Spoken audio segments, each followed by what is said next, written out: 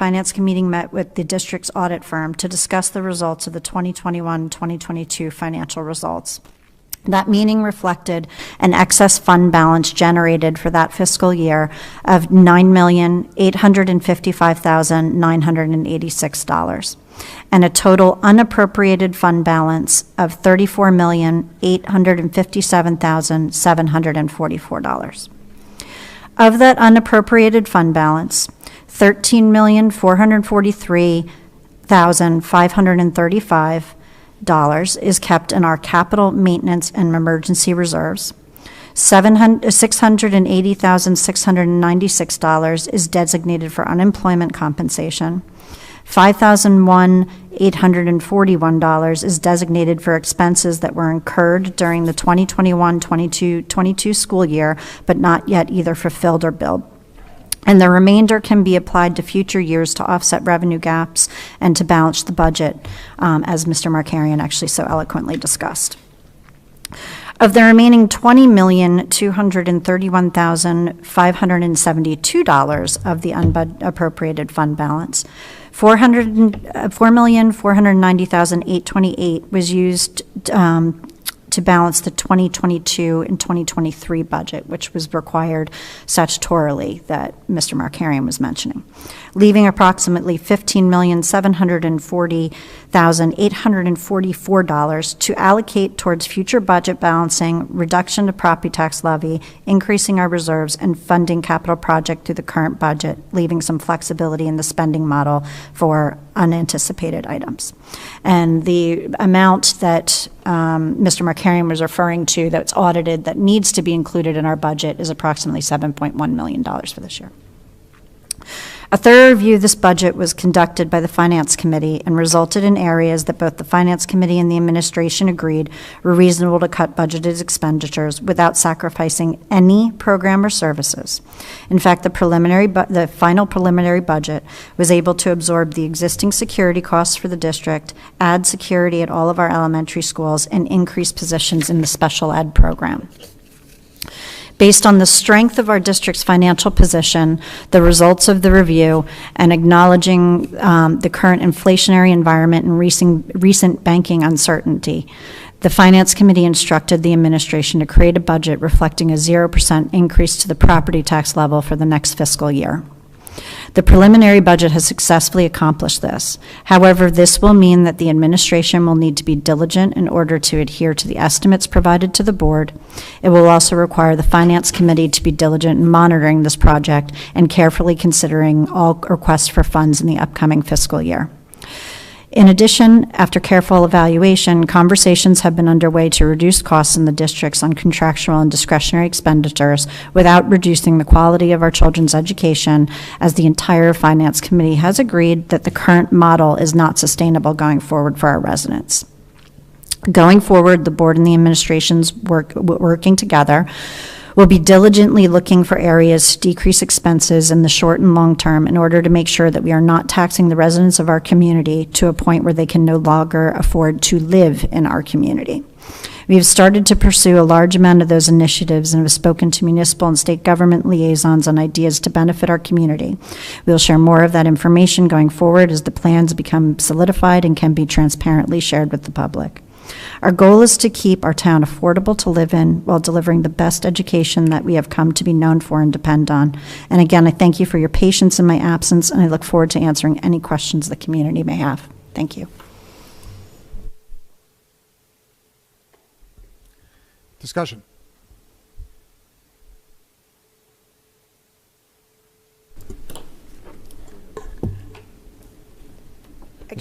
Ms. White? I don't know, is this on? I don't know if it is. Is this on? Alex, can you turn it up a little bit? Just a little bit? Yeah, I think Is it that's on now? better. Try now, Jen. It's on. The button's on, but Yeah, you're I guess my first Just stay real question close. to ask. I'm not sure what you were reading because I was looking at the finance report, so I don't know what you were reporting out on. I was And none of us have had, I think you just spoke as if you were reporting out for all of us, but we haven't all just heard what you said. We all have the finance minutes to read and ask questions about, but what you just shared was not something that any of us had seen. So I just don't know what that came with. Is that just a synopsis? Because I think if we're going to be transparent, there needs to be more information shared with the public about the different things that took place in the different finance meetings. And I definitely know that it did not represent what everybody on the Finance Committee felt or said at the last meeting. So I just am a little confused by that.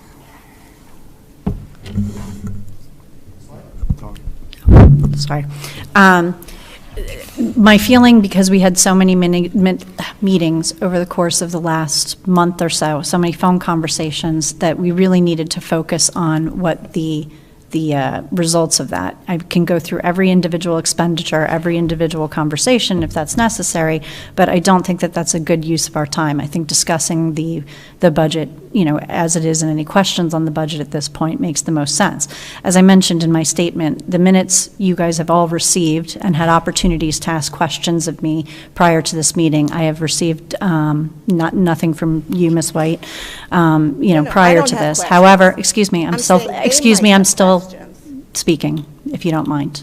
Okay? So I understand that. As I've also stated that the minutes are available upon request, the detailed minutes. It would take me a half an hour to read out all of those minutes here. So I highlighted the highlights of the minutes, what the concerns were, what actions we performed, and I summarized those, which are actually pretty standard practice if you look at minutes for other committees. I actually don't think that's transparent. I get why you don't want to spend time, but our policy always is that we read all of our minutes in entirety, and I get that you haven't been here, and it's fine if nobody wants to sit through them. I'm just saying that we've always read all of our minutes. We haven't given synopsises, and I'm not quite sure you captured everything that was discussed in the meetings, and I'm sure other people can chime in. I wasn't at those finance meetings. I'm going to chime in. Let's keep it in order to be called on. But I will say, as per board policy 0155 for committees, it is the purview of the chairperson to distribute minutes and report on committee activities. They don't necessarily have to read the minutes verbatim. So I think right now is a good opportunity for anybody who's at the Finance Committee to chime in if they have a different viewpoint than Ms. Light, or if anybody has any questions to also please contribute. Mr. Rascio? I was just going to ask, are the minutes been made available to the public? That would be helpful. That should be like the first thing. They have not. That's something we've had discussions about. Definitely should be the first thing. And some districts do that. They Yeah. do post it. We have not historically done that, and I think that's something we can definitely talk about in policy.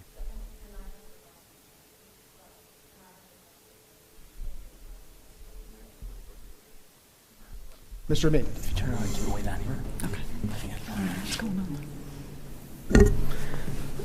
So I will just say I appreciate all the work that Ms. Light, Ms. Chipak, Mr. Markarian, and the Finance Committee has done to come up with this 0% tax increase budget. I do share some of the concerns mentioned by the public that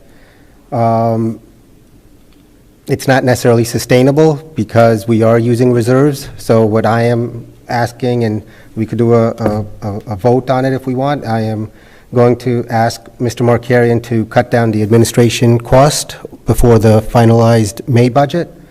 That goes to another comment a speaker had about the APs. I think with the administration cost that we're asking Mr. Markarian, whether or not APs all remain there or there's other cuts that Mr. Markarian wants to do, we'll leave up to him. We do have to make structural changes. We've talked about the busing at the Ops Committee. It was mentioned last week at the board meeting. Somebody mentioned it today. That's one of the structural changes. But there's others, like the administration costs and others that we have to do to make this budget more sustainable going forward. Mr. Kuhn?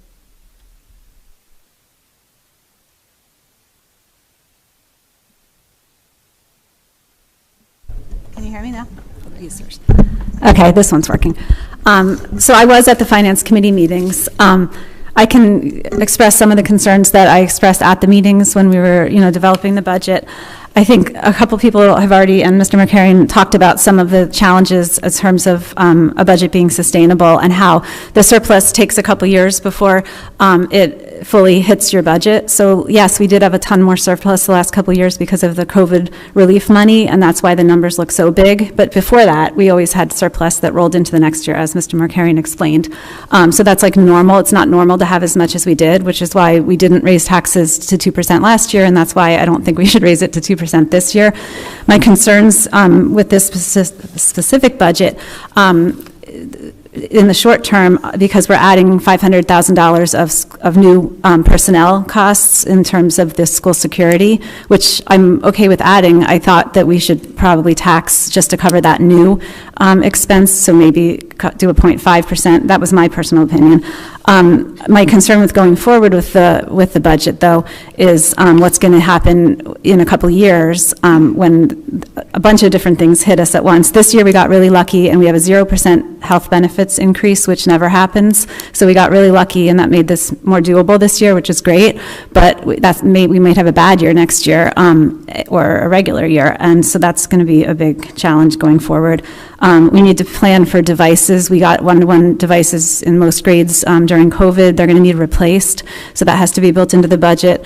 We have to worry about growth positions. Our special education program grew a lot in the last year, as everyone's aware. We don't know for sure what's going to happen with that. And also, we don't have our new demographers report that we should be getting for next year. He thought we should wait one more year to fully see the impact of people who moved here during COVID. There's lots of little kids that I see in my neighborhood, so we don't really know. His last report was done before.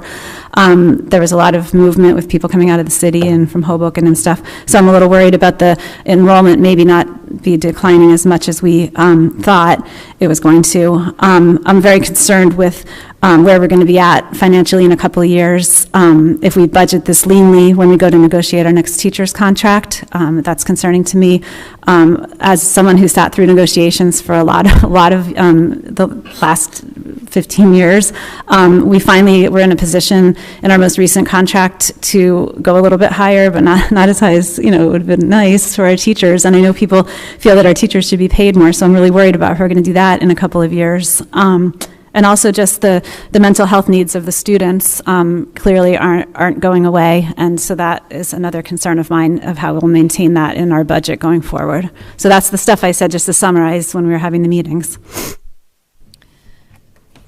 The committee had taken in a lot of those concerns, and I think when you're looking back to the history of the surplus that we generate that's budgeted in the fund balance year over year, that surplus has gone anywhere between $4 million and $5 million a year, which is that excess surplus. So our excess surplus went up to $7.1 million this year, and on top of that, we have $8.9 million of excess reserve, according to the audit report. So, we are putting a lot of, right now, on top of the reserves, we are maxing out some of our reserve liabilities. So we are increasing the maintenance reserve to as much as we are legally allowed to. We are increasing our statutory reserve, or our emergency reserve, to everything that we're legally allowed to. We will do another evaluation in June when we come closer to the end of the year to see where we set out, to see how much we might want to move into the capital reserve to fund capital projects going forward as well. That being said, that does leave a significant amount of money for us to be able to, in this current time, be able to not raise taxes for this 1 year and then move forward, and gives us enough cushion to sustain the next couple of years. So we're not saying that taxes are not going to raise anything else for the next 3 years, but it's something that needs to be looked at year over year. And as we're talking to our state legislative counterparts, as we're talking to the municipal committee, as we're talking, on reducing expenditures and getting this budget more manageable, I think we're going to be able to sustain this without really, really doing a whole bunch of financially irresponsible things. And I think right now it would be irresponsible to raise the taxes. In addition, I'd like to add that, as of Monday, we were raising taxes $300,000. As of Tuesday, through our committee meeting, Beth, Nick, yourself were on the call, Chilla, myself, Larry were on the call, and we were able to come up with $300,000 in the budget that were just estimated expenditures that perhaps were overestimated from a cussionary basis. So we can reduce that amount without affecting anything in the district. So I don't see any issue and any concern with not raising taxes this year. Mr. Rashio? Also, and we've talked about this, Rob, the truth is there's no tax increase that we could make, given the limit of 2% over the next 5 years, that it's going to be able to sustain the trajectory of our budget. So structural changes have to be made. I mean, I think everybody on this committee, board agrees. So having no tax increase this year actually starts to force us to think about the structural changes that need to be made. Thanks. I think one of the questions I have, sorry, it's a simple one. If what you're saying is the case, then I guess just on a more layman perspective, why are we looking to limit administrative costs then? These are some of the structural changes that need to happen. We need to be looking at every cost center. We need to be looking, at how are we sourcing our textbooks. We need to be looking at co-ops. We need to be looking at a lot of opportunities across our entire budget. There are areas that we are contractually obligated, which we have no wiggle room. Those areas obviously are teachers. The busing contracts has been a challenge, things of that nature. But there are other things that are discretionary that we need to look towards managing. And I think that there's actually still more room in the budget where we could look at that. But we just got down to, some of the things that were pretty obvious once we were doing our analysis. So, we want to focus on the teachers. We want to focus on spending the money on the teachers and growing the programs that we need to as the demographics come out. We don't want to be focusing on not efficiently and effectively managing the rest of our money. I guess, I don't think I missed it, but I guess my question is, could I just get some clarification then because the community has spoken loud and clear about assistant principals. What were the thoughts on that? We are going to give that opportunity to our administration to look into it and to see what they can do and how they can manage it. Is it included in the budget? As of right now, it is included in the budget, yes. I wanted to jump in with a couple of thoughts. First of all, it looks like there is a little bit of a misunderstanding. The capital reserves are for capital improvement, not salaries. So anything that we have at capital reserve should be used for capital improvements. I wanted to ask the incoming new BA business administration of ours that his first and most important task to be looking into mitigating the impact of the inflation. Because if we look into that reserve account that Ms. Light informed us a couple of weeks ago, if there is no mitigation, then at that capital reserve account, our loss just for the last year comes about $1 million. If we accept that the official inflation is 6.5% for last year. I would suggest to start budgeting right after we have the secretary report at the end of January. That would actually give us more time to discuss all these details, and it would not caught us off guard going into the last minute deadline. Also, I wanted to learn or, just ask if our administration could look into decreasing the risk of losing any reserves if considering the turmoil times that we live in with our bank system problems. I think that not collecting any extra reserves this year, but actually using capital reserves to the improvements that we planned is the good thing to do. Thank you. Ms. White? I just want to be very clear on one thing. We have made a budget that has 11 assistant principals in it. We have made statements. Statements have been read out loud at meetings. Statements have been sent home in SOSs that says that there will be no changes to programs, no cuts to programs and services. Discussing whether to eliminate administrative positions is a cut to programs and services. So if we are suggesting a 0% increase, tax increase, we are suggesting the extra money for security, and we have 11 assistant principals listed in the budget. It is incredibly disingenuous for us to vote upon that, and then weeks from now, ask Mr. Markarian to start looking at how to redistribute administrative roles. We have also heard from those who are the most experienced, the educators. We've heard from Dr. Lazovic. We've heard from Mrs. Hudak. We've heard from all of the principals at the different elementary schools. The important role that the assistant principal plays for the students, for support, for education, to parents, to handle all the different situations that arise in school. For any one of us who are not educators to think that we are the ones that should be determining what is the best practice to deliver education to our students in this town is extremely arrogant on our part and is not taking into effect the importance and the education that they bring to us in delivering to us their recommendations. And the recommendation is that we have an assistant principal at each building at the elementary school, and that we have the looping and the team method at William Annan and at Ridge to benefit the students. At some point, our enrollment will be going down. Yes, we know that, but we do not have a recent demographer's report. We haven't had one since prior to COVID.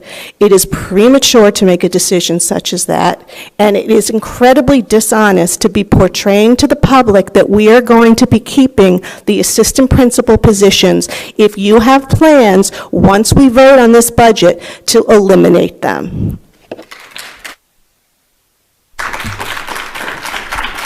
Mr. Amin? Yeah, I'm not going to get into the constant back and forth, but Please, let him speak. if anybody thinks when we say we're not cutting programs and services, that includes some administration or some personnel, that's just a complete disingenuous way of defining personnel versus services and programs. Also, I'm not asking Mr. Markarian a few weeks from now to look into it. I'm saying he should start looking into it now so that a few weeks from now he can propose how to cut administration cost. Also, enrollment has gone down already 20%. And it is completely an abdication of this board's duty if you don't look at the costs of, and every category, including administration cost. Mr. Salmon? And just,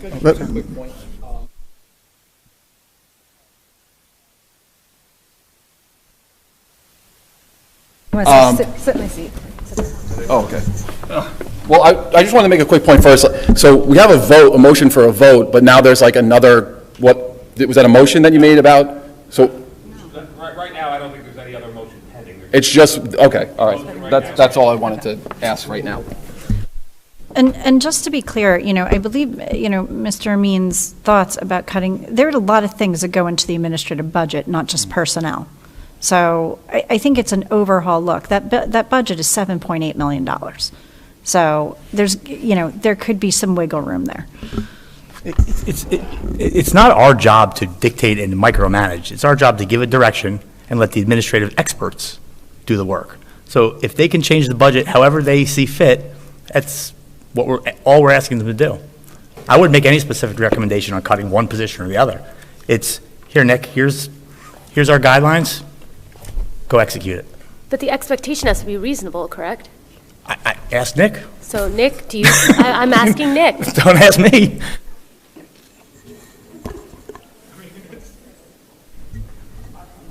Tim, I think, has a comment. Yeah, I just wanted to clarify what we were actually voting on. I wanted to make a few points. Number one, I wanted to echo what Ms. White said about what Kirsten just read before. Nobody on the board, I mean, can't say nobody. I never seen what she just read before. I appreciate the need for summary, but that was not minutes because there was a big part in the beginning about her personal attendance at meetings. I don't know what that was necessary for, or where that came from, but whatever. I think the policy is about distributing the minutes, and those were not the minutes. If we were going to distribute a summary and have everybody understand that, again, I did not see that before tonight, and I don't know where that came from or who was involved in it.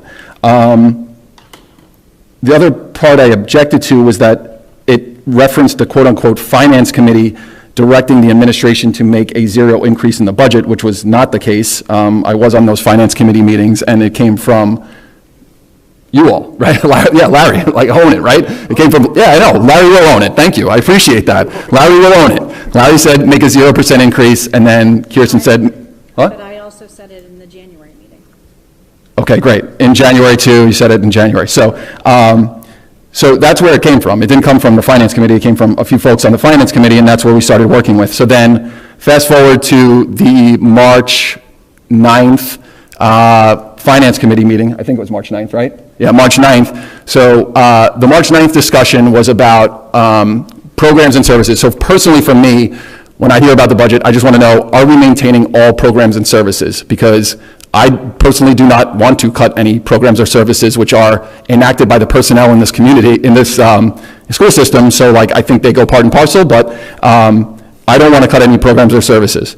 So, and we do look at class size and things like that. Those things kind of naturally fall out when you have smaller classes and things like that. But, that's what I look at when we see the budget. So at the March 9th meeting, what we talked about was having to absorb $500,000 in policing costs because the SRO position at Ridge High School will no longer be funded by the town, and the SRO position at William Annan will no longer be funded by the town. We did also get a recommendation, as you heard last meeting, from the Burnett Township Police Department that we should have a police presence in all buildings.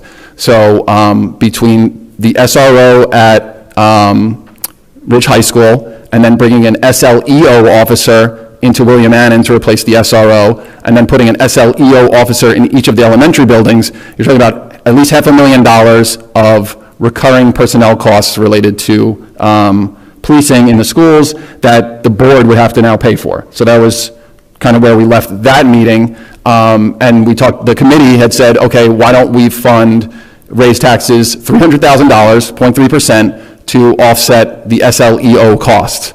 Because at that time, we didn't even know that the SRO wouldn't be paid for. We subsequently found out, so that's where we ended up at the $500,000. We also heard from the Facilities Operations Committee that we want to bring on potentially another maintenance worker, so that's another salary or cost associated with personnel in the district. I don't know if that's going to be outsourced or what, but we do have increased costs coming on. So then tonight, we just received a list of the expense accounts that were going to be cut down or right-sized, however you want to call it, to find $300,000 in the expense side of the budget. So that still leaves the $200,000 for the SRO at Ridge High School. So I guess when we left the March 9th meeting, we were talked about raising taxes to pay for the SLEO budget of $300,000, but we found that and some expense items in the budget like unused sick days and vacation days and heating and gas, we're predicting. So for the $200,000 for the SRO, I would just like to know, where that came from, or are we just absorbing that based on surplusage? My last point was on the budget and generally where I stand. So I will vote for this budget. I have the same kind of reservations looking forward that a few folks do. I think we're looking at it probably through different lenses, but looking at last year's actuals and 2 years ago's actuals might not paint the precise picture of what has been happening budgetarily for the past several years in the district, because just listen to these numbers, right? So in 2018-19, that school year, the district received $3 million in extraordinary aid. 19-20, $3.5 million. 2021, 5.6. 2021-22, 4.7. So we jumped $2 million from 1920 to 21, and then we decreased $1 million, 20% from 21 to 22.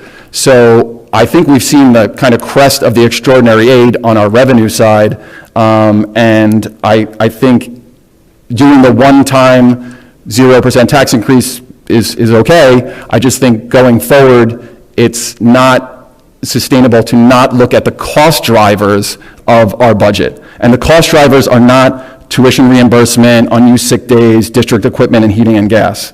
Those are not the cost drivers of our budget. So I just wanted to tell the public why I am going to vote for this budget, and then why I think that this is probably entirely a one-time thing, given where the state is and given where the expenses are, the expenses that are driving our budget.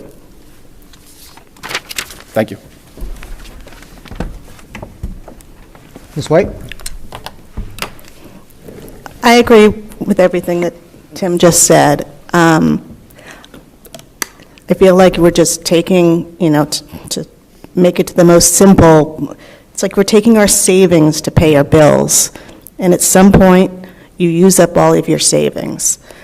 And I don't think, in my heart of hearts, that that's the most fiscally conservative or the most fiscally responsible. Can we do it for a year? Sure.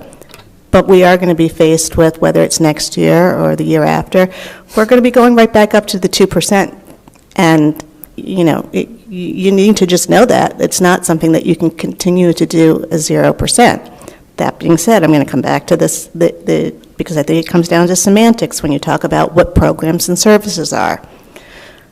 It has been stated repeatedly that administration comes out of programs and services. We've said that all along. So to suddenly say, I don't think that administration, the cost of administration as part of a program and service is incredibly disingenuous, and it's not transparent, it's not honest, and I think that we need to be as honest with the public about that. And I think if we have a budget that Mr. Markarian has been able to make with Beth, that has the 0% that you directed him to do, that has the money built in for security, and has the 11 assistant principals, there is no reason that we are continuing to have conversation about the 23-24 school year that needs for Mr. Markarian to find administrative costs.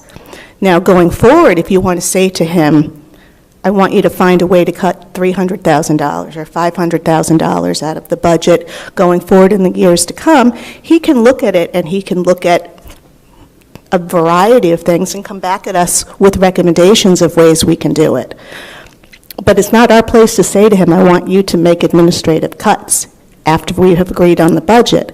And I also think it's something that I know that they've talked about in other committees in terms of looking at how does our current administrative roles, how do they work? Are there some ways that it could be redesigned, or that responsibilities could be changed or redone? But that's not something that happens overnight. There's a process to that. So again, I'm going to say I want it to be clear for the 23-24 school year that these 11 assistant principals that are currently in the contract remain in the contract, and that there's nothing that is tried to be done after we vote on it. I'm going to chime in a little bit. On a larger level, I think if you're ever going to try to rein in costs, administrative costs, wouldn't you do that when a district is 20% down in enrollment historically?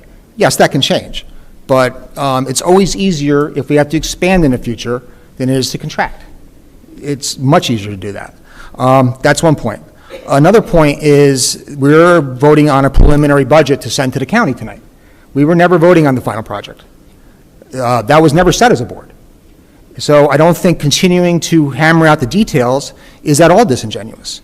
And as far as the long-term financial viability of the district is, I'm not saying we'll never have to raise taxes either. The fact of the matter is, with the 0% tax increase this year, and correct me if I'm wrong, We have bank cap now. If, if anything hit the fan, we could raise 4% next year. Now, the same people who are applauding a 0% increase this year will scream about that next year, but be that as it may, we're not going to let the district go belly up financially. We have bank cap that we can use. So I think it's our fiduciary duty to make sure that we are spending the money well and not overspending and overtaxing. Did you have something, Mr. Basha? Yeah. Could you please go into? Certainly. So something the state did many years ago is instituted as part of our 2% tax levy cap, a bank cap concept. So their idea was don't just raise to cap because you'll lose it you won't have it in the future. So they allow you to bank anything below the 2% that you could have raised according to statute and bank it for the subsequent 3 years. Now, politically that's up to you who would want to do it, but you do have the authority to raise above the 2% if you have that bank cap. And that bank cap is good for the next 3 years moving forward. So, we raised taxes, 0.75% last year? That means that we have 1.25% that we can still tax plus the 2% from this year if shit really hit the fan, pardon my French. You have the authority to do it. Whether you do, that's another story, but you have the authority. So like the 2% is the authority. This gives you additional authority for not going to your 2%. But it does expire at, I think, the end of the 3rd year. I think the larger point is we're not taking away all the financial cushion that is available to the district. That's really the bottom line of it. Anybody else? It'd be very hard to take a financial cushion away, right? We got $34 million, right, in reserves. Well, Of which unappropriated fund. Unappropriated Yeah, fund but balance. you keep saying that, but when you report it out on the RTU project, that's $6 million. Okay. Right? So our unappropriated fund balance on the reserve side is half of that. Okay. Right? So $15 million. So we have 8 point something in capital reserves. We have 4, like Ms. Light said. We maxed out our maintenance reserves, which I think is good. We maxed out our emergency reserve to cover our self-insurance, which I think is very good. On the cap reserve side, right, there's $8 million in change in there. 2.5 of that is going to the tax levy, right, to balance our tax levy. So now you're down to, 5.5? 5.5. So now we're talking about the RTU project, which is $6 million, of which ROD grants might cover 40%. So then we have to cover 60%, so that's $3.6 million. So now you're down to, another $3 million. Okay. Right? That's So in reserves, though. exactly. That means that $3 million in reserves, like everything else has been earmarked. So when you keep saying, unappropriated fund balance, it's true, it's not appropriated, but we've appropriated. We've taken steps to start to appropriate it. Right. The tax levy is in there so that hopefully we don't touch that, right? We use that to smooth out our tax bill until 2030 when all of our debt is retired. The RTU project, which we've seen and which has been reported on, that is a huge, massive project that hopefully some grants will cover, but we don't know when that ROD money is going to run out. Hopefully we get all that 40%, but we don't know. So we're looking at, hopefully being on the hook for only 3.6 million, but we don't know, which would take our reserve down to 3 million. So if that's the case, that's good, but it's not. That would put us on par with most other districts, by the way. Yeah, right. And when we had a BT Connect meeting to talk about, this is where we stand, and we talked about the varsity field and stuff, this was prior to getting the RTU assessment, rooftop unit assessment. So those are the things that make it cool in here or warm in here, gyms, atriums, blah, blah, blah. Sorry, RTUs. But prior to that, that's when we were talking about the field and things like that, which we also have budgeted, and thank goodness for the surplus, because I'd really like to see that get done. But that capital reserve is, more than half kind of semi-allocated right now. Okay. Right? So it's not appropriated because it's not budgeted for a project, but it kind of is. So, in the February meeting minutes, when I was reporting out on the audit committee, so this is what the audit report says. Amounts to be applied to the 2022-2023 budget, $4,015,828. There is also an additional designated for 2022-23 expenditures of $475,000. That was what made up the almost $5 million, basically, for the 2022-2023 year. So typically, that application applied to the year has been running about $4 million year over year. I think it got as high as maybe $4.9 million in the last 5 years at some point. Okay, so you have that. You have the $13.4 million of capital reserves, capital maintenance, emergency reserves, okay? In excess of that, we have allocated unemployment comp of $680,000. We've allocated year-end encumbrances of $501,000. So when you're at the end of the day, you have a budgeted surplus for the current year of $8.647 million and an unassigned fund balance of 7,092, which I believe is the amount that we are required to budget for in this current year, if I'm correct. Right, Beth? Yep. So this year was an anomaly of a couple reasons. One of the increases in required budgeted fund balance was due to a COVID requirement the state made. They said you can have your undesignated surplus, which they require to be 2% of your budget, so you always have that as a reserve for an emergency. They increased it to 4%, and at this budget cycle required it to be reduced to 2%. That was approximately $2 million. That and additional surplus we generated from the audit due to other factors we had talked about. Under budgeted revenue, we got a lot more in extraordinary aid than we anticipated.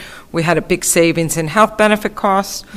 So there was a whole host of reasons of why, but the average appropriation of surplus that this district has been using every year is about $4 million. We went up to about 4.5 last year, and this year we're going to be about 6.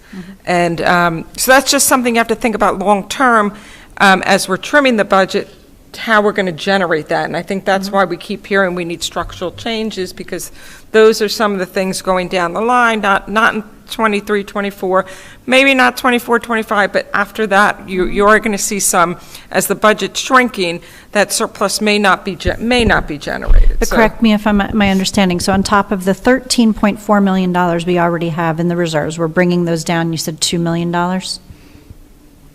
That was the undesignated fund balance. So that's what's required, the state requires you to maintain in fund balance. Okay. So that's the going from 4 to 2. 2%. So of that money, some of it was part of that, the $2 million, yes. Thank you. So my only final point is, yes, we have the big reserve, but this is money that we should have spent to maintain our facilities as the money was coming in, right? We wouldn't have these massive one-time expenses had we maintained the facilities as the money was coming in, like other districts. Now, because we have all that money, our purchasing power has gotten decimated, right, just with inflation. So we're sitting here when we could have done the HVAC units a year and a half ago, 2 years, I'm just using round numbers, right, when we had the money. Now it's going to cost us X times that because we just sat there with cash earning no interest and our purchasing power is absolutely decimated. So that brings us back to the structural changes that we all need to do. Second thing, Ms. White, I got to go back to you on the AP. Like, you guys cut the AP last year. Let's make that all clear, right? For certain reasons, because of demographics, whatever you said. Didn't backfill it. I'm sorry, you didn't backfill it. Now you're putting on us like, you have to backfill it, you have to backfill it. But the reasons why you didn't backfill it have not changed. And we're waiting for a recommendation from like an official, some kind of numbers that say we need to backfill it. And this is, again, this goes back to us as a board cannot dictate, micromanage things. This is on the administration to come up with a long-term sustainability spending program here. So again, I got to put it back to Nick and the other administration. This is their job to figure out how to bend the cost curve. It's not ours. Jen? You're absolutely right. We did not fill the position, and it was a mistake. And it's been a mistake that's been proven by data that has been reported to us from the principals at William Annan and from the principal at Ridge and from the staff and from the teachers and from the guidance counselors. We've seen the data in the number of HIB cases that are happening at William Annan. We've heard that there is so much going on that they think is a result of the years of hybrid and remote school. to say that there is nothing going on, that there's been nothing different, that just because our numbers are going down, that that's the reason why we should be eliminating one is 100% incorrect. We've heard from the experts. We've heard they need the support. I understand that we didn't fill the positions. You're right, we should have. We didn't know. We made a mistake, and we're saying it was a mistake, and we need to fix that mistake, which is why there are those 11 APs in the budget. Ms. Chipek? Ms. White, I'm always so touched when you are beating yourself up about this decision. You made this decision after you have received the recommendation from your superintendent. No, that's, being somebody that's been on the board when this was done, Mr. Barkarian came to us with a number of different versions that we could do, and we shared them with parents. We shared them during PTO advisory meetings. We heard from PTO presidents. We took feedback. We tried to make the best to get us through the year. We thought we had something that would work, and it wasn't until we tried it and we saw that it didn't. I'm not beating myself up. I'm taking responsibility, and I'm saying our primary concern is offering the best education, and that includes support, not just in terms of academics, emotional, social, mental health, and that they need that. That is part of the role of an assistant principal. And I see no reason, it's in the budget, you've been able to do it with the 0% tax increase. There's no reason at this time, until we have more information about the demographics from a demographer's report, until Mr. Markarian has had a chance to look at exactly how he might want to reconfigure things, if that's the role he wants to go in. But it certainly is not something that should be considered for next school year. This time we are going to give more time to our administration to figure it out, and this is what we actually asking from them, to look into data, make the analysis, and provide viable solutions. I think, sorry, Ms. Sear? Yeah, I think I just also want to say it's not necessarily a mistake, but a decision that was made without actual feedback. Now we have the feedback, we have the information. So to now not consider the information that we have, that would be inappropriate in my opinion. I just want to point out we have two motions currently pending. One is the submission of the initial 2023 to 2024 budget to the executive county superintendent. And the second motion is to adopt the resolution for out-of-district, intra-district travel for the 2023-2024. So those are the two motions yes. that are pending right now. So, any further discussion? Is there any further discussion? Can I just ask can I just ask a question? Yeah. Are we going to do public comment after the vote? Because no, there's board forum at the end, but there's only one public comment tonight. But so how were they going to have a chance to make comments on our conversation? This is a special meeting, not a regular meeting, and it was always advertised as there would be one public comment. Believe me, there's many weeks to come. I'm sure people will have plenty of opportunities to come up and give us their thoughts on the budget. For the two motions currently on the table, can I have a roll call vote, please? Mr. Salmon? Yes. Ms. White? Yes. Ms. Light? Yes. Ms. Hira? Yes. Ms. McKeon? Yes. Mr. Molinari? Yes. Mr. Amin? Yes. Ms. Shipek? Yes. Mr. Ratio? Motion carries. Is there anything else for finance? Nothing on our end.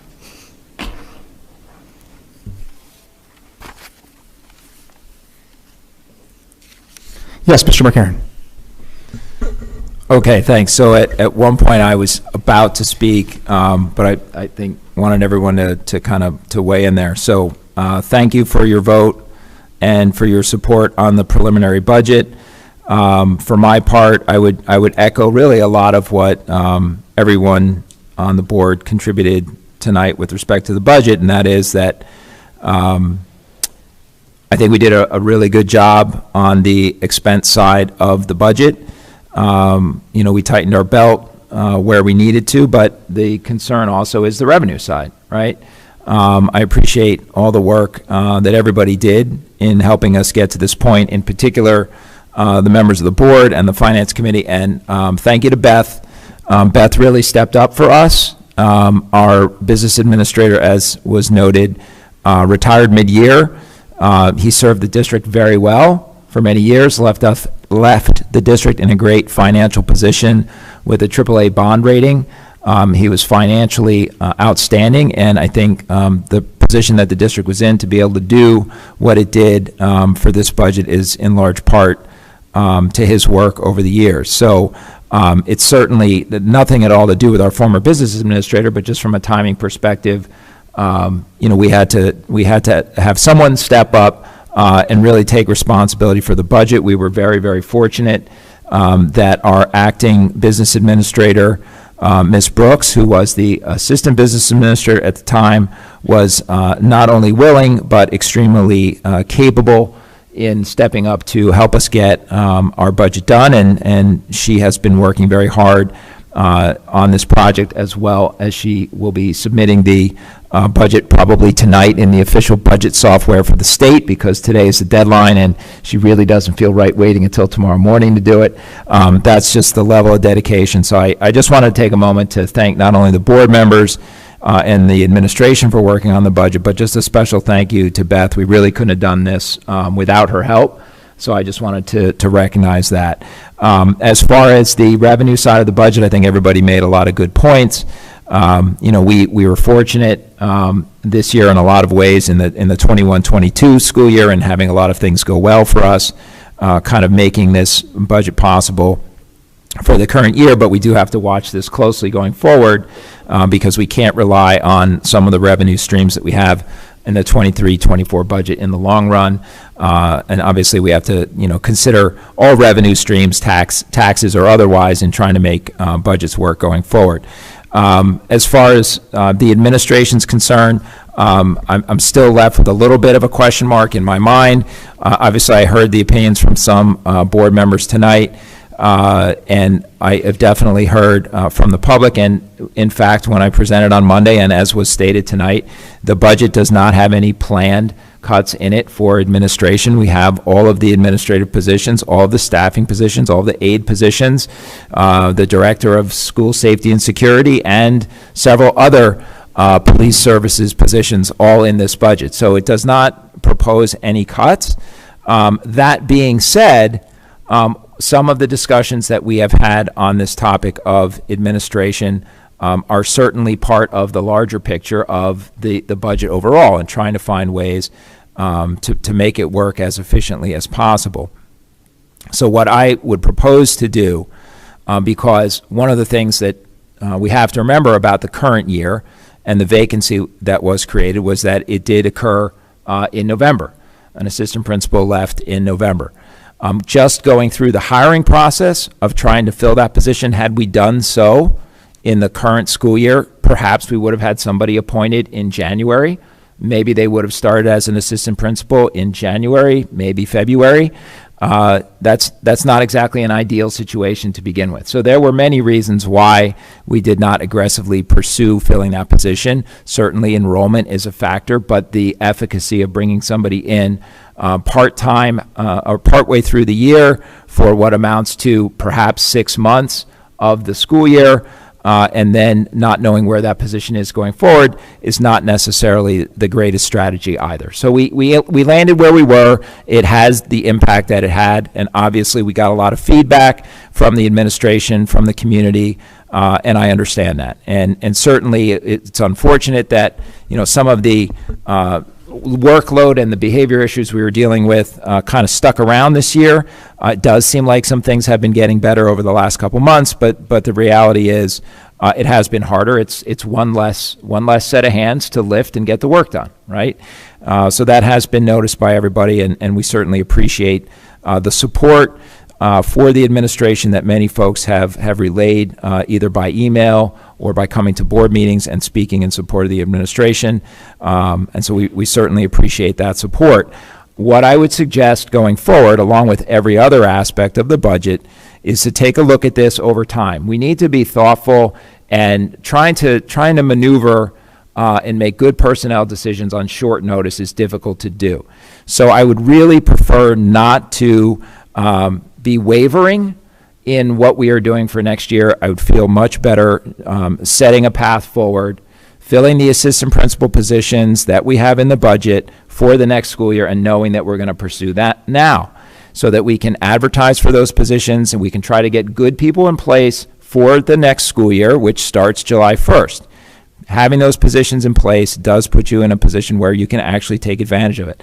Understanding that this is certainly something that the board is asking, or at least many members have articulated an interest in what I'm hearing, asking for a comprehensive and thoughtful review of where there may be savings in the administrative side of the budget, as every other part of the budget, and let us bring you those recommendations for the next budget year so that we have the time to do that work well.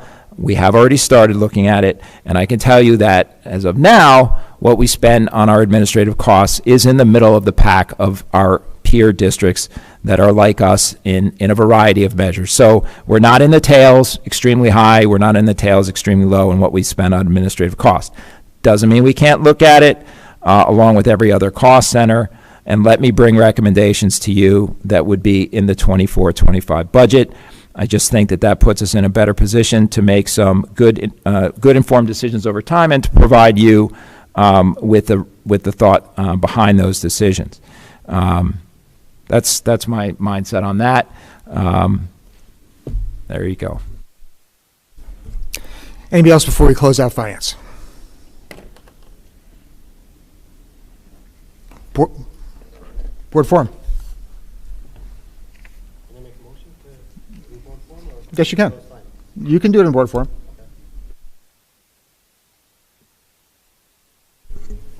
I think there's still a fair amount of uncertainty, ambiguity, maybe lack of genuineness. I'm saying let's vote as a board once and for all, decide whether or not we want the administration cost structure brought down for next year so that it can be sustained in the following years. To bring it up and then to cut it is so much harder than to look at it now. And part of the motion is let's bring down the administration cost and not fill the AP roles until we have a plan to bring down the administration cost, which could include or not include APs. That's up to you, but until it's decided, we not fill it. We just voted on a budget. Can I get a second? I'm not sure that was a motion. Hold on. Ms. White? We just voted on a budget. You can't, 2 seconds after we vote on a budget that includes the 11 assistant principals, then ask without any board discussion and taking it back off of the table to put a motion to now you're going to eliminate an administrative position, that's exactly what I was saying. That is so disingenuous. How is it disingenuous? We just voted on a budget that included 11 assistant principals. Hold on. I'm sorry. Hey, point of order. We voted on an initial preliminary budget. So how can you make a motion now to say let's just... John, can I make this motion? I asked John before I did No, this. You can make a motion, but it sounded like you were just making, I didn't hear a specific motion. A motion to cut the administration expense and not fill the APs until we see the plan to cut administration costs. But he just said that he needs an opportunity to come back. That's not what he said to me 4 days ago. Well, that... Guys, the crosstalk, I will recognize you to chime in and speak. But wait, the time for discussion is after the motion is made and seconded. Yes. But, so I'm just trying to get a clarity on what the motion is. So is the motion, I think what I heard was the discussion was the motion was to direct the administration... To come up with a plan to cut administration costs and not fill the AP roles until that plan is approved by the full board. Is there a second?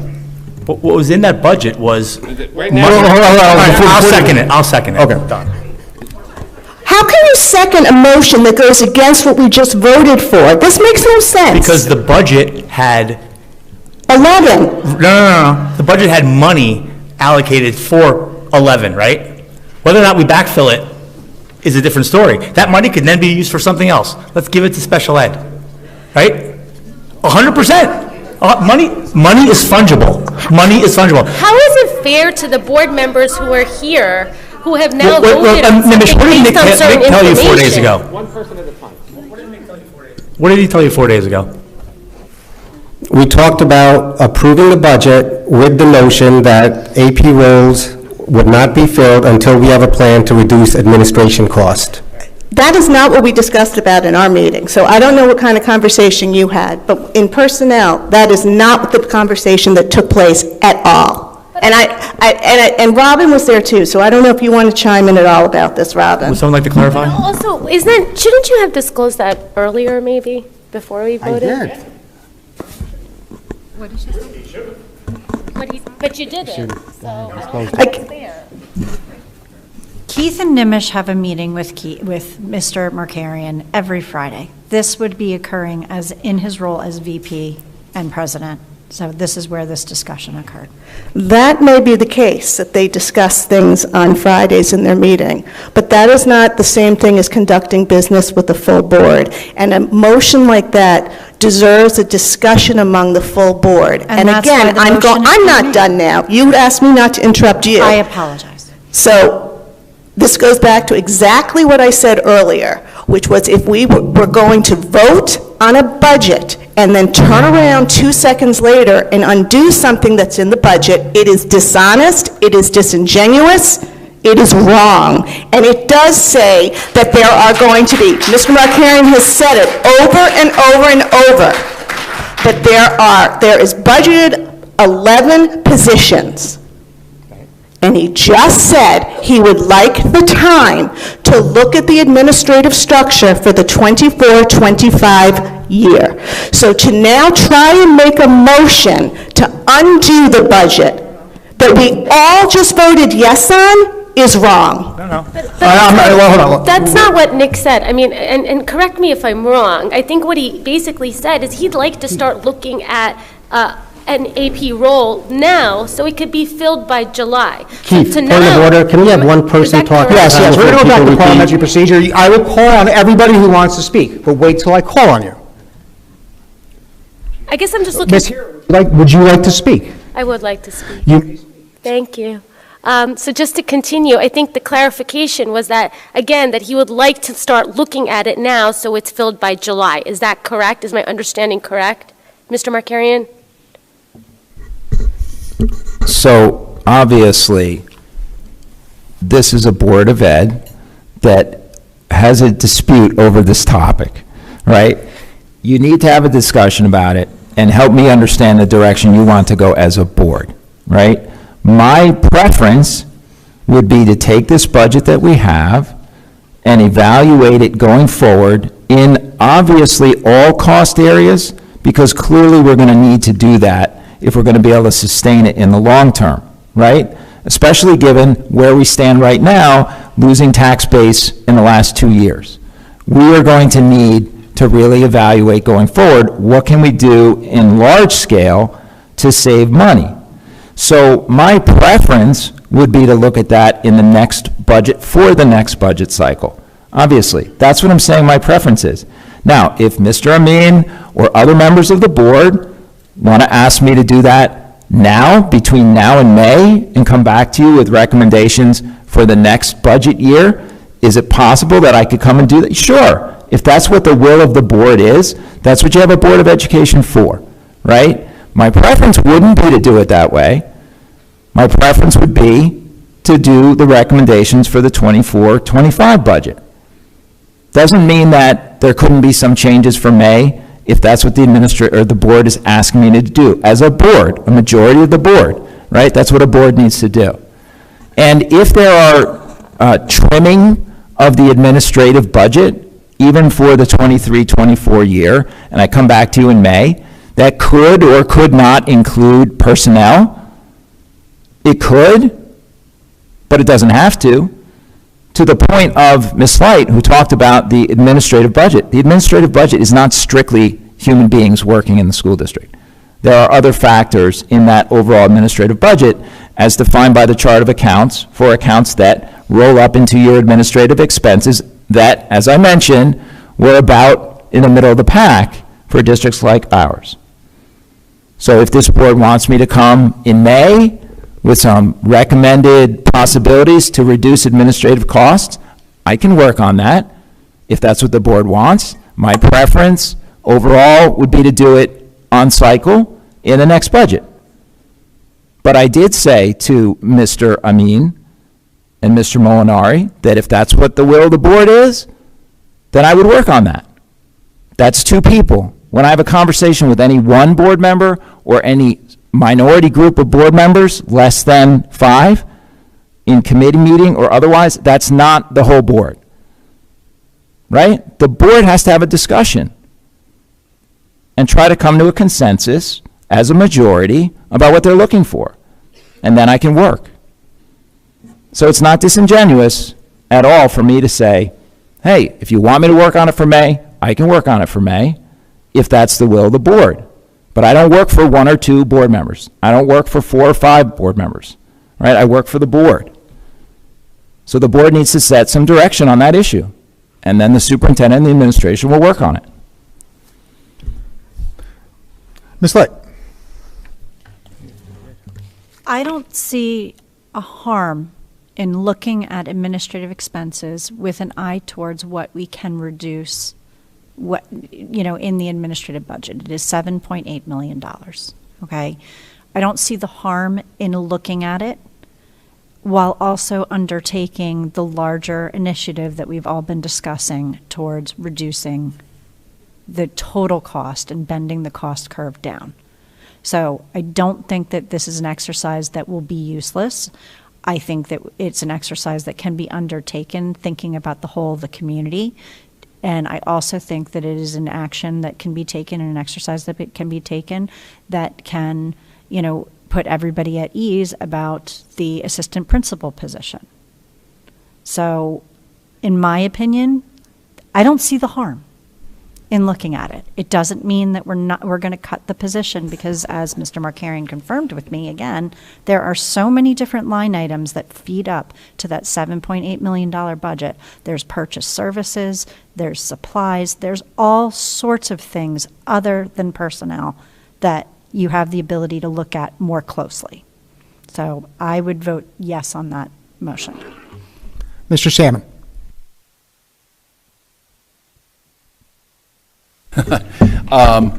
I think what Mr. Markarian said about looking at the administrative budget and what Ms. Light just said, looking at the administrative budget is fine. That's not what the motion is. The motion is to look at the administrative budget for not the administrative budget, I don't even know, for May, but to not fill that assistant principal position at WAMS, so it's not tied to anything. It's not administrative roll-up or anything. It's tied to a specific position here at WAMS. That's what the motion is. And that concept has not been discussed, as far as I can tell from the minutes, at personnel, which Mr. Amin chairs, or at finance, which Ms. Light chairs. And I've been at the finance meetings at least, so I know what goes on there, I guess, somewhat, to the extent that the minutes actually reflect the meeting. But we have not discussed this in committees, as far as I know, at all. So this position. It was discussed at the personnel committee meeting just a few days ago. There's no minutes. March 17th, where there's no minutes. Okay, so it's an ambush. Thanks. Go. How is it an ambush when we decided at that meeting that we would take it to a board vote because the personnel committee was split? Somebody who hasn't contributed. Okay. Hold on. No, wait. Somebody who hasn't contributed. We're going to. But he just asked me a question, so don't I respond? What was his question? We talked about it at the personnel, so isn't that? All right. All right. Oh, I thought you said isn't. Okay. Okay. Somebody who has not contributed yet. Right. 3 days ago. Ms. McCure. I was at that meeting, and it was a very confusing meeting. I don't even want to try to comment on. I'm having a real problem with this entire conversation and the process, and I really feel that maybe we should have, Gwen Thornton from School Boards come and have a conversation as far as how we function as a board, because this isn't working very well. But in the meantime, I don't see the rush. We have all agreed that down the road, enrollment, if it's still declining, the demographer says we need to look at the administrative structure. Everyone's all for looking for cost savings, that no one has a problem with the general statement, like as Tim just said, but I don't know what the rush is to make a specific motion, and I am not okay with making a specific motion that's tied to a specific individual, or position, but I also don't see what the rush is to make some kind of motion. That's not how we usually do business. We usually have conversations in committees, we report out, we have discussions. We don't like make motions telling the superintendent what to do. That doesn't usually happen. So I'd rather that we follow up on this conversation in committees, in multiple committees, finance, personnel, wherever, and I have no problem looking at administrative structure in terms of long-range planning. I think that's fine, and I said that at personnel.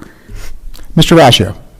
I think what got Nimish going was, Mr. Markarian, we voted on the budget, all 11 APs were in the budget, right? We all agreed on that, right? That money's fungible, though, we said. And you came up with, we're going to look to backfill that position like right away. And that's the sense that we got, right? And certainly that I got. And Nimish was saying, well, wait a second. You agreed that we were going to look at everything and not rush to backfill the position. And that's where that position came. Which is why I seconded that motion. Yeah, so look, I understand, I get it, but here's the thing, I don't know what the board wants until the whole board is together, right? So my preference would be to backfill the position. If the board is saying, hey, you know what, could you wait until the final budget is done in May? That's doable. The position doesn't start until July. So that's not a problem. That's certainly doable. Is it ideal? Is it better to start now? Yeah, it'd be better to start now. That'd be nice. But if you want to hold out until May, until the final budget hearing, that's doable too. I'm going to jump in. I mean, correct me if I'm wrong on the motion. The motion was not to fill the position until we see what other recommendations for administrative cost savings that Mr. Markarian comes back with. Correct? All right, so that kind of jives exactly with what Mr. Markarian just said. No. Before we submit the final budget, there's a time deadline here. All right, yeah. Yes. So it's not really like it's not that far apart. As far as, it's not. And so as far as all the comments about. It's yeah. like a month and a half. Right. It's fine. No, I mean, what we're saying is not that far apart. May is not the end of the world, it's fine. Right. As far as That's what the board wants to do. as far as it being disingenuous to amend a budget that we just passed, I'm going to go back again, right from the beginning of the night. It's the preliminary budget. We have to pass it tonight by statute. There's no choice in that matter. So that budget was getting passed tonight, period, end of story. Now, that does not mean that different amendments or different changes cannot happen in that budget between its preliminary submission to the county superintendent and the final budget we vote on in May. There's nothing disingenuous about that. And people are saying, when do we have the board discussion? We're having it right now, which is exactly how these things should be discussed out here in the light. So I'm going to wrap up I have a question. Ms. Hira. My question, I'm sorry, and maybe I just don't understand, but the preliminary budget includes 11 APs. So why would we have to wait? Again, you can have a plan as to make different administrative changes and whatever modifications you want to make and propose it, but why is it tied to now filling that AP role, which we just said is included in the budget? And it's a question, I just don't understand. Mr. Mean? Because the budget, which everybody agreed, including people from the audience, doesn't address the long-term cost pressures that we have. And by... Right, and that's why we should start addressing it before the budget becomes final. So that's where the disingenuine part comes in. Well, I guess you can think that. I think it's disingenuous of... Guys, one at a time. Let Mr. Mean finish, then I'll get to you, Ms. Rasha. Yeah, the word disingenuous has come up so many times. I think it's very disingenuous of some people to push and hope it goes through when a majority of the board hasn't decided that. And the motion, let's say, maybe the motion fails. In which case, if the motion fails, you're right. The definition of preliminary is just that. It's preliminary. It means it can change, right? What? It is. It's before preliminary. But that's the whole point. It could change, right? People submit budgets. Companies submit budgets all the time that are drafts. Consider this a draft. It's a draft budget. That's all it is. Eventually, it's going to need to change for the buses and other things that are going to come up, right? There's going to be we may have to increase the budget if something crazy comes in. It's preliminary. It's a draft budget that we all agreed looked good right now. In May, we'll get the final vote. I don't understand what we're, Sorry, I didn't mean to interrupt. no, it's okay, go ahead. But as somebody who's not on finance or personnel, to convey as a board member that this is included in the preliminary budget, and again, I'm not that unsophisticated. My understanding is that there's going to be funds allocated towards that position. So if that was not the intent, then I think there needed to be a discussion about that before we voted, because again, maybe the vote would have been slightly different, or at least a discussion would have happened. So there's at least a clear understanding of what I'm voting on. Ms. Chipper? Yes, I think we have had a discussion, and our superintendent asked for our help, the whole board, to express what we would like to see for them to do. Let's make it happen. Let's make the motion and see if the board asks our administration to look into the cost and reduction, and if it's something that can be done by May. Anybody else? Yes.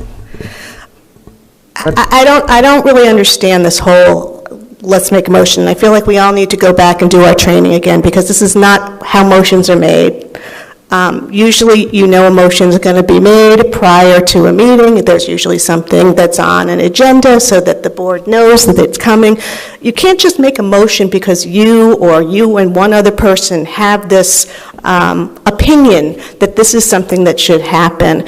Whether we agree or whether we disagree, that's not the issue. The issue is protocol and how you do things. And it is not appropriate protocol after we have just voted on a preliminary budget to then turn around and then make a motion to eliminate a specific position that is actually included in the budget. And quite frankly, it's incredibly inappropriate, in my opinion, to be talking about eliminating a position. That should be a conversation that takes place in personnel, not necessarily, we don't talk about hiring, we don't talk about firing, we don't talk about why somebody's been let go, we don't talk about why a role may or may not have been filled. Those are conversations that take place in personnel. So the elimination of an entire position, I don't think is something that should necessarily be made simply by a motion that one person has put forth before the entire board. Just everything about this is wrong to me about it, and I don't really get the basis either. I would like to know, why exactly are you so gung-ho to eliminate the role of an assistant principal? Who do you think is going to fill all the jobs of that person? Somebody has to do the role. So are we going to then say, okay, we're going to distribute all of this work to the teachers? The teachers who already are overworked and have too many responsibilities, do you think they're going to be like, yes, I want the job that the assistant principal has been doing on top of everything that I'm teaching? So there still is this work that's going to have to be done. So I don't really understand the thinking behind it. I can understand and I can get behind saying, yes, give Mr. Markarian the time to look into what can he do differently for the 24-25 school year. I don't see any reason to be rushing into this. I don't see any reason to be making a motion tonight on a preliminary budget when you're saying things might change. We might find out we're going to get hammered in our transportation costs. We've got the time. Why aren't we waiting to see how some of these other things unfold before we just say, oh, the first thing we're going to do is we're going to eliminate an assistant principal? And quite frankly, I don't trust at this point, the way this has turned out, that a month from now you're not going to say, you know what, in addition to the William Allen assistant principal, let's cut some other assistant principals. I have no faith in any of that because I don't think that this is being honest. Ms. Chipek. Thank you.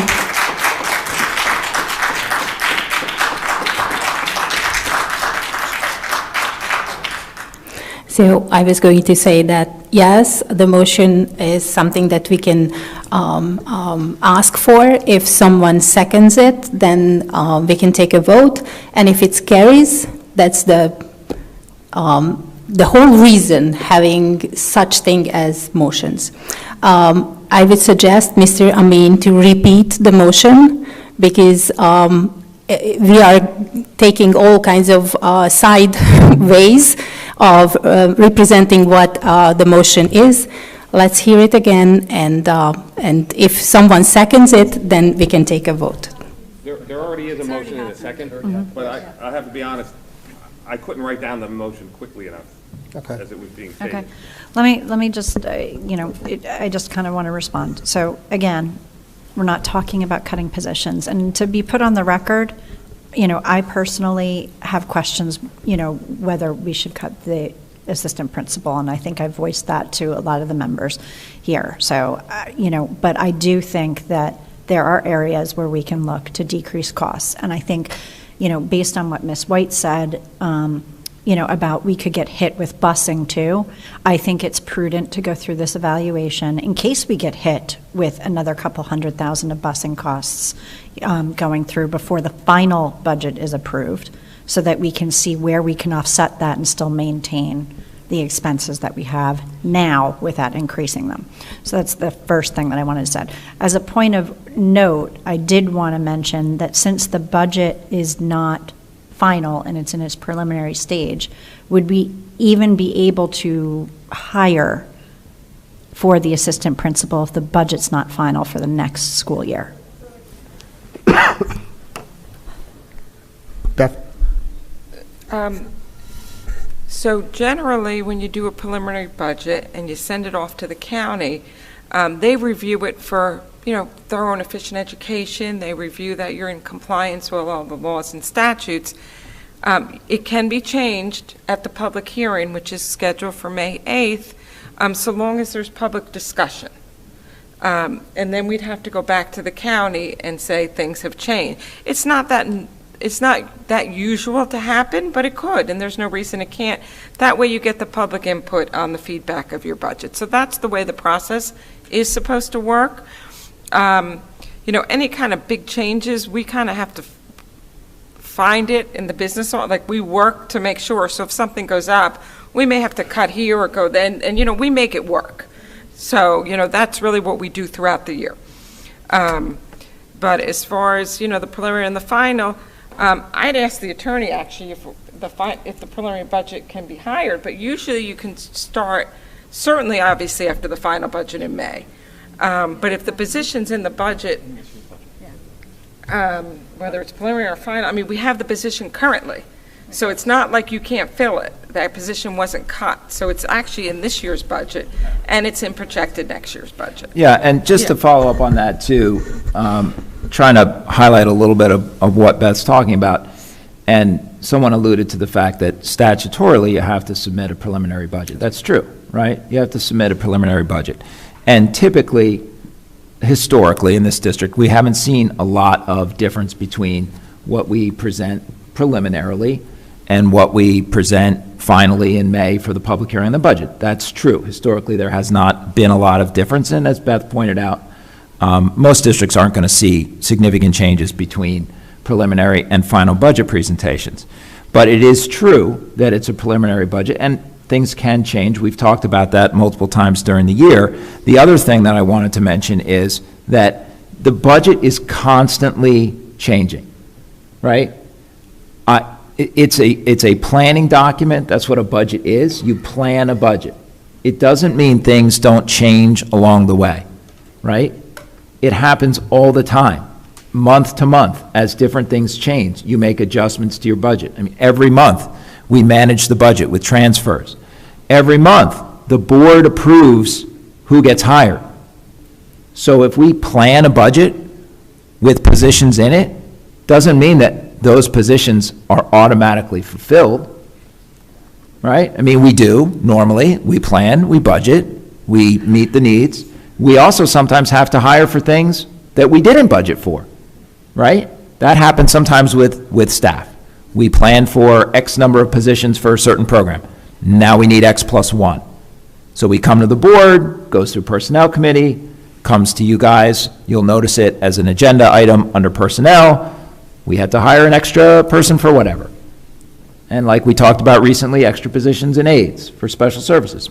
Wasn't budgeted, but we did it because we needed to.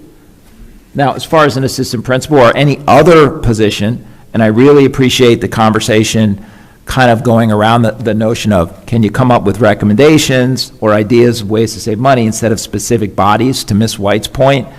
I really appreciate the conversation in that vein, is really appreciated by me. But as far as individual positions go, if we found someone that we wanted to hire, again, same thing. It would be on a personnel agenda. And that person doesn't get hired until the board formally approves them. Nobody gets paid for anything in this district until they have a contract that's been approved by board resolution. A budget is just a tool. It's a planning tool. And we're generally pretty close to doing what's in our planning tool. But some things change. Some things are added, some things are taken away. The timing of things can be adjusted. All right? So understand that it's a tool. Whenever this budget gets passed, I promise you, within days after it's passed, something will have changed.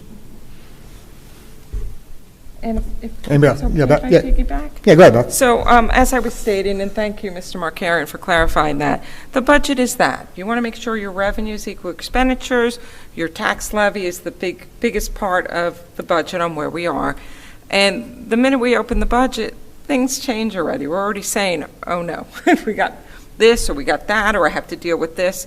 So it's always evolving, and it could evolve. Even this administration question could evolve during the year. It doesn't have to be for the final budget, but the final budget, is pretty much set.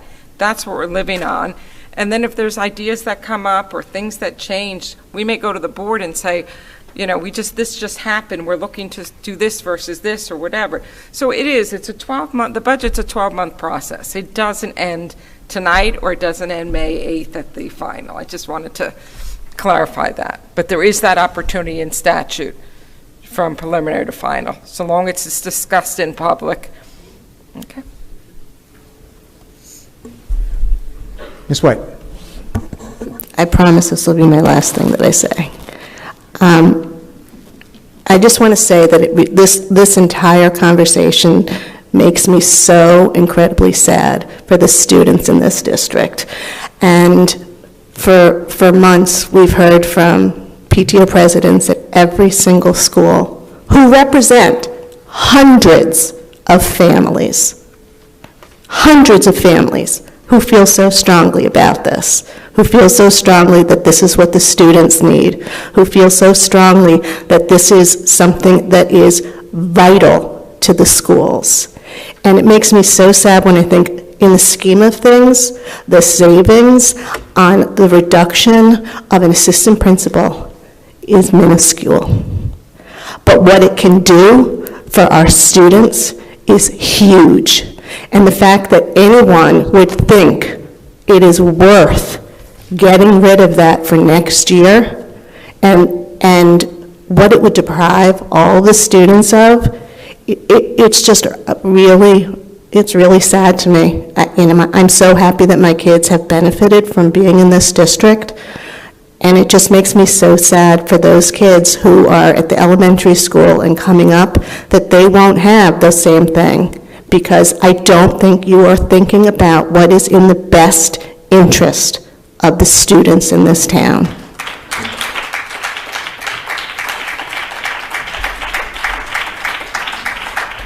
I would say one last time, the motion is not to cut an assistant principal. That is not the motion.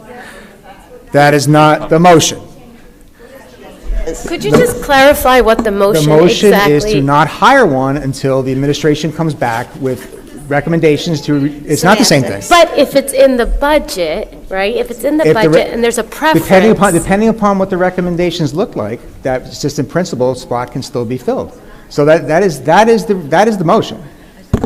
But he's already made the recommendation of what Nick has said 2, 3, 4 times. His preference is to fill the position for the 23-24 school year and to look at the administrative structure for the 24-25 school year. That is not the motion on the table. I understand, but that is what Mr. Markarian has asked. And at all else, our role is to advise him, but it is his job to make the determination of what he thinks we should do. That's why when we are on interview committees and we might say, hey, I like this candidate or I like that candidate, he has the ultimate say. And he has had the ultimate say, and he has said he would like to fill these positions for the 23-24 school year and look at the structure for the following year. So to me, I don't know what this motion is all about. You've heard for the superintendent of the town how he would like to proceed, and it is our job to support him because he is in charge. Our job is to oversee him, not to necessarily do exactly what he said. If you want to abdicate your responsibility as a board member, feel free. Let's move on with the motion. Okay. I guess, I have one last question. What is the, Last point, and then we're going to not even move point, forward. it's a question. What is the benefit of this motion at this point, considering he hasn't actually even found somebody? If he just wants the opportunity to look for somebody and present it, and then it's reviewed in personnel, what would be the benefit of this? Why tie his hands behind his back and limit that right now? Why not just give him the opportunity? Nothing's being decided. Would you like to answer that one question? Yes, because as we're working for a long-term sustainable solution, it doesn't make sense to hire somebody and then to have to reevaluate it. Because it goes back to the same thing, Nimish, which is that your goal and intent is not to hire somebody. Just say it then. Just be transparent. Until there's a plan to reduce overall costs. No, yes. yeah. If he could save $250,000 somewhere else, the AP's in. In a sustainable way. In a sustainable world. Right. It's that simple. The money's fungible. We're not saying cut the AP, or we don't have the money for the AP. We're saying find savings, and boom, your AP's in. All right, the motion's on the table. Done. Unless there's anything else productive to add to the conversation, I'd like to call for a roll call. Can you just restate what the motion was? Because I don't even think people are aware of what it is. It's not what you said about cutting the AP, so I'll gladly repeat it. Please. It's for Nick to come back to the board by May, before the final budget, with reduced administrative costs that are sustainable, and in the meantime, not fill any AP roles that may be open. It could be one, could be two, could be three, Jen. That's the motion. Can we have a roll call vote, please? Just 1 second. And not fill any administrative positions? Any AP. Oh, any Well, AP. yeah, you could say any AP. Oh, now you're saying any? I'm just clarifying. I'm Oh. clarifying. I said any AP. He said one, two, or three. Okay, just wanted Or more. Okay, got it. Right. It's 5 weeks, Ready? 8 weeks. Mr. Salmon. Well, it's so hard because it's totally arbitrary. It's just imposing, it's hamstringing him for no reason. I vote no. Sorry. I'm in a side conversation with Alex. Miss White. It's taking up all my bandwidth. 100% no. Miss Light. I vote yes. Miss Hira. I think it's obvious. The answer is no. Miss McKeon. No. Mr. Molinari. Yes. Mr. Amin. Yes. Ms. Shipback. Yes. Mr. Rashia. Yes. So it's 5-4. Motion carries. Yes, so that's, we're still in board forum, actually, so. Oh, yeah. Anything else? I think what's happening here is honestly, from somebody who lives in this district, whose kids go here, is so disappointing, so disheartening. I'm happy to say that I only have a few years because for those of you who don't know, I moved here solely for the school district. That's why I moved. And I'm just going to go ahead and say it, like at the rate that we're going, there's going to be a lot of people who are going to be making changes. And, you know, it's just sad. It's just sad to me. Anybody else? If people start leaving the school district because they're not happy, that's going to have an impact. So that's what I'm implying, if anybody didn't understand. Anybody else? Motion to adjourn the meeting? Second? Ms. Light? Mr. Rashia? All in favor? All in favor? All right. Yep. Any opposed? Any opposed? All right.